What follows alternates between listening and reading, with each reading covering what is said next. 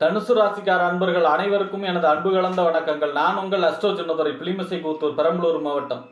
நிகழும் மங்களகரமான விஸ்வாவசு வருடம் தமிழ் மாதங்களில் 2வது மாதம் வைகாசி மாதம் தனுசு ராசிக்காரர்களுக்கு எப்படிப்பட்ட கிரக நிலைகள் இருக்கிறது, அதனால் என்ன பலன்கள் ஏற்படும், இந்த மாதம் செய்யக்கூடிய வழிபாடுகள் என்ன, பரிகாரங்கள் என்ன, எந்த விஷயங்களை துணிந்து செய்யலாம், எந்த விஷயங்களில் கவனமாக இருக்க வேண்டும், இந்த வைகாசி மாதம் தனுசு ராசிக்காரர்களுக்கு எப்படி இருக்கும் என்பதை பற்றி இந்த காணொலியிலே பார்ப்போம். இதுபோன்ற தொடர்ந்து தமிழ் மாத ராசி பலன்களை தெரிந்து கொள்ளவும், ஜோதிட தகவல்களை தெரிந்து கொள்ளவும் நமது சேனல் அஸ்ட்ரோ சின்னதுரை சப்ஸ்கிரைப் செய்து கொள்ளுங்கள், லைக் பண்ணுங்க, நண்பர்களுக்கு ஷேர் பண்ணுங்க. அதாவது பார்த்தீங்கன்னா, சூரியன் ரிஷப ராசியில் சஞ்சரிக்கக்கூடிய காலம்தான் இந்த வைகாசி மாதம். இந்த வைகாசி மாதம் 14ஆம் தேதி வரை அக்னி நட்சத்திர தோஷம் இருக்குது. அதனால் பார்த்தீங்கன்னா வீடு நிலம் சம்பந்தமாக எந்த வேலையும் செய்யக்கூடாது. அதாவது பார்த்தீங்கன்னா, வீடு மனை கொள்வது, கிரக ஆரம்பம், கிரக பிரவேசம், வாசல் கால் வைக்கிறது, ஒட்டு ஓட்டுறது, வீடு பால் காய்ச்சறது, கும்பாபிஷேகம், இந்த மாதிரியான எந்த வேலைகளும் செய்யக்கூடாது. வைகாசி மாதம் 14ஆம் தேதி வரை அக்னி நட்சத்திர தோஷம் இருக்கிறது. அடுத்ததாக பார்த்தீங்கன்னா, வைகாசி மாதம் 4ஆம் தேதி ராகு கேது பயிற்சி. திருக்கணிதப்படி பார்த்தீங்கன்னா வைகாசி மாதம் 4ஆம் தேதி 18/5/2025 ராகு கேது பயிற்சி ஆகிறார். அதாவது ராகு மீன ராசியிலிருந்து கும்பராசிக்கும், கேது பகவான் கன்னி ராசியிலிருந்து சிம்ம ராசிக்கும் பயிற்சி ஆகிறார். ராகு கேது பயிற்சி பலனாக அது தனியாக பார்ப்போம். அடுத்ததாக பார்த்தீங்கன்னா, வைகாசி மாதம் 21ஆம் தேதி வாஸ்து நாள். அதாவது பார்த்தீங்கன்னா, வருஷத்துக்கே 8 நாள் தான் வரும். இந்த மாதம் வருது. அதாவது கிரக ஆரம்பம், வீடு மனை கொள்வதற்கு சிறப்பான நாள். வாஸ்து புருஷன் நித்திரை விடக்கூடிய நாள். அன்றைய தினம் வீடு கட்ட ஆரம்பிப்பதற்கு சிறப்பான நாள். அடுத்ததாக பார்த்தீங்கன்னா, வைகாசி மாதம் 26ஆம் தேதி வைகாசி விசாகம். அன்றைய தினம் விரதம் இருந்து புண்ணிய நதி நீராடல். அதாவது பார்த்தீங்கன்னா, புண்ணிய நதியில் நீராடுவது. அடுத்தது பார்த்தீங்கன்னா, கடலில் போய் நீராடுவது. இதெல்லாம் நம்மளுடைய சகல தோஷத்தையும் பாவத்தையும் விளக்கும். அன்றைய தினம் விரதம் இருந்து முருகப்பெருமானையும் துர்காதேவியும் வழிபாடு செய்ய வேண்டும். அது என்ன, விசாக நட்சத்திரம் அப்படிங்கிறதே முருகப்பெருமான் பிறந்த நட்சத்திரம்.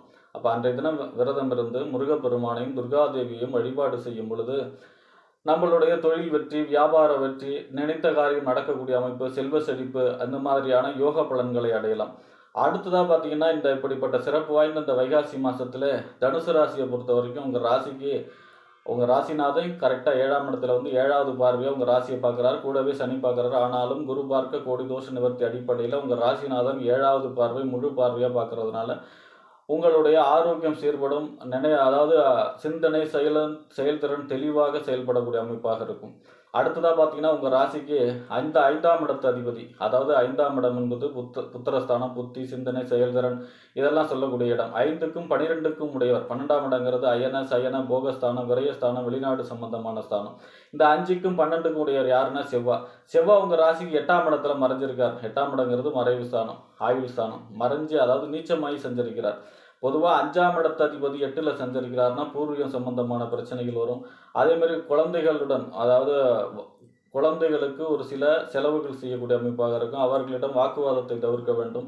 அதே போல் பார்த்தீங்கன்னா, உங்களுடைய 12ஆம் இடத்து அதிபதியும் அவர் தான். 12ஆம் இடத்து அதிபதி 8ல் மறைகிறார்னா விபரீத ராஜயோகம். ஒரு மறைவு ஸ்தான அதிபதி மற்றொரு மறைவு ஸ்தானத்தில் இருந்தால் அதுக்கு பேர் கெட்டவன் கெட்டிடில் கிட்டிடும் ராஜயோகம். எதிர்பாராத நன்மைகள் நடக்கக்கூடிய அமைப்பு, எதிர்பாராத ஒரு அதிர்ஷ்டம் கிடைக்கக்கூடிய அமைப்பாக செயல்படும். இந்த செவ்வாய் பார்த்தீங்கன்னா, உங்கள் ராசிக்கு 23ஆம் தேதி வரைக்கும் 8ல் தான் இருக்கார். 23ஆம் தேதிக்கு பிறகு உங்கள் ராசிக்கு 9ஆம் இடம் என்று சொல்லக்கூடிய தந்தை ஸ்தானம், பாக்கியஸ்தானம், தொலைதூர பயணம், உயர்கல்வி ஸ்தானத்தில் போகிறார். அப்போ பார்த்தீங்கன்னா 5, 9, 5ஆம் இடத்து அதிபதி ஒரு 5ஆம் இடமும் திரிகோணம், 9ஆம் இடமும் திரிகோணம், மகாலட்சுமி ஸ்தானம். இப்போ 5ம் 9ம் மிஞ்சும் பொருள் தரும். அப்போ யோகங்கள் நடக்கக்கூடிய அமைப்பு, பூமி சம்பந்தமான யோகம். அதாவது உங்களுடைய நிலத்தையோ இடத்தையோ நல்ல விலைக்கு விற்கக்கூடிய அமைப்பு, அல்லது நிலம் வாங்கக்கூடிய அமைப்பு, இடம் வாங்கக்கூடிய அமைப்பு, வீடு கட்டக்கூடிய அமைப்பு, வீடு கிரக பிரவேசம், கிரக ஆரம்பம், இந்த மாதிரியான வீடு சம்பந்தமான நில சம்பந்தமான யோகம் கிடைக்கக்கூடிய அமைப்பு. ரியல் எஸ்டேட் தொழில் செய்பவர்களுக்கு யோகமான காலம். பூமி சம்பந்தமான எந்த தொழில் செய்தாலும் யோகமான காலமாக இருக்கும். 23ஆம் தேதிக்கு பிறகு உங்கள் ராசிக்கு 9ஆம் இடத்துல செவ்வாய் சஞ்சரிக்கும் பொழுது 12ஆம் இடத்து அதிபதியும் அவர் தாங்கிறதுனால தந்தைக்காக செலவு செய்யக்கூடிய அமைப்பு, தந்தையுடைய ஆரோக்கியத்தில் அக்கறை செலுத்த வேண்டும்.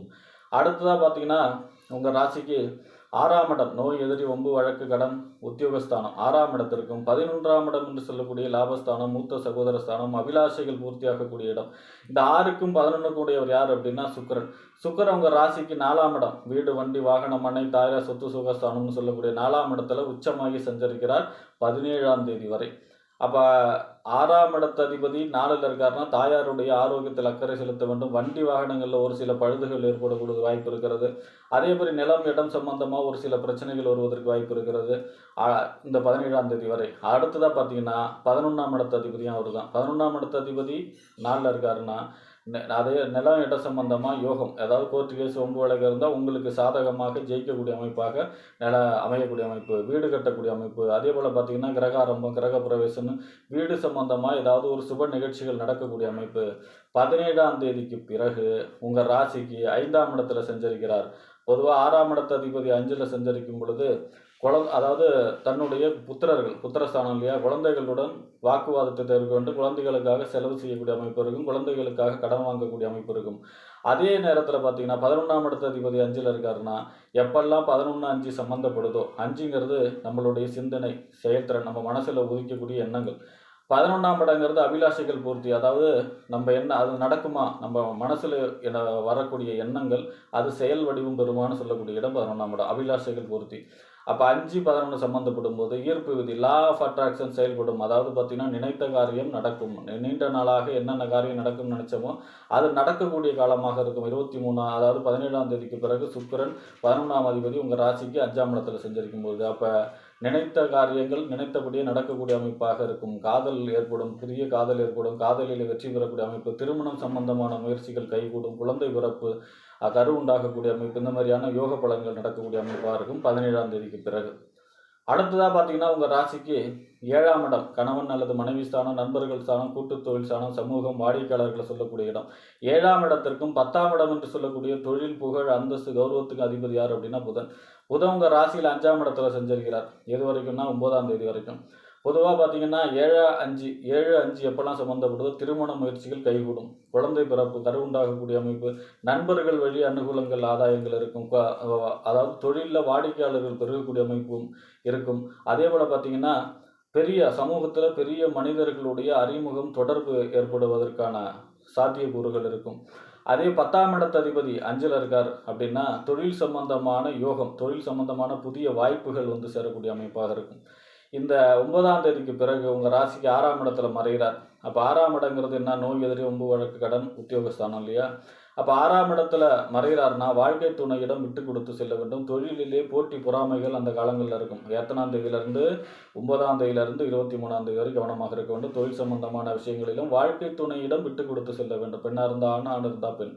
அதே நேரத்தில் பார்த்தீங்கன்னா 23ஆம் தேதிக்கு பிறகு உங்கள் ராசிக்கு 7ஆம் இடத்துல ஆட்சி பெற்று சஞ்சரிப்பார். ஏற்கனவே உங்கள் ராசிநாதன் அங்கே இருக்கார், குருவோடு சேர்ந்து ஆட்சி பெற்று சஞ்சரிக்கிறார். 7ஆம் அதிபதி 7லே ஆட்சி இருக்கும்போது திருமண சம்பந்தமான முயற்சிகள், கூட்டு தொழிலில் யோகம், வாடிக்கையாளர்கள் பெருகக்கூடிய அமைப்பு, கமிஷன் ஏஜென்சி தொழில் செய்பவர்களுக்கு யோகம், ஆசிரியர், வக்கீல், இந்த பேப்பர் பேனா பிடிக்கக்கூடிய, அக்கௌண்டிங் பார்க்கக்கூடிய எல்லாருக்கும் யோகமான காலமாக இருக்கும் 23ஆம் தேதிக்கு பிறகு புதன் 7ஆம் இடத்துல ஆட்சி பெற்று சஞ்சரிக்கும் பொழுது.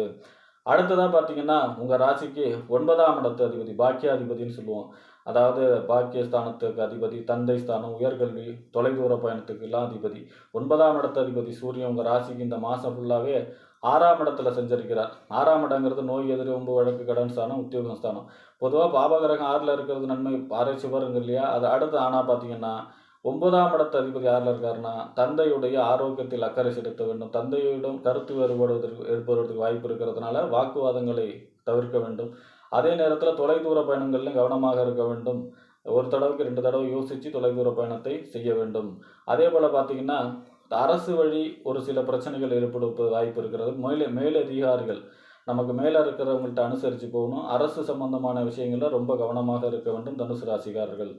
ஆக இந்த மாதம் பார்த்திங்கன்னா குரு பெயர்ச்சி நடந்திருக்கிறதுனால 7வது பார்வையாக குரு உங்கள் ராசிநாதன் 7லேருந்து உங்கள் ராசியை பார்க்கறதுனால குரு பார்க்க கோடி தோஷ நிவர்த்தி அப்படிங்கிற அடிப்படையில் இந்த மாதத்துலேருந்து என்ன செஞ்சால் வெற்றி பெறலாம் அப்படிங்கிற சிந்தனை செயல்திறன் மேலோங்கி படிப்படியான முன்னேற்றத்திற்கான தொடக்கமாக இந்த மாதம் தனுசு ராசிக்காரர்களுக்கு அமையும் என்று கூறி விடைபெறுகிறேன். நன்றி, வணக்கம்.